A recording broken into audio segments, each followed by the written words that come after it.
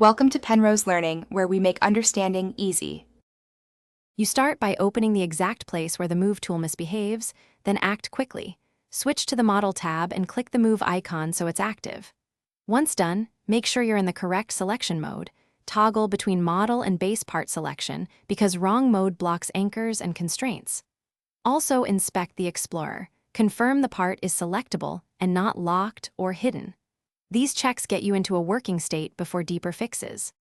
Next, focus on constraints and properties that prevent movement. You should disable welds, motors, hinge, and any align constraint because they hold parts in place. Once disabled, the Move tool responds. Also check the Anchored checkbox. Unanchor parts you want to move, then re-anchor later if needed. If issues persist, reset the Move tool settings from the Tools menu or simply restart Studio. Restarting clears temporary state, and often for final steps, verify grid and snap settings so small movements work. Set snap to 0. 5 or 1 studs is needed. Then test the Move tool on a fresh part to see if the problem is project-specific. If the new part moves, look for scripts or constraints in the original model. If nothing fixes it, clear Roblox Studio cache, install any pending updates, and check the output window for errors.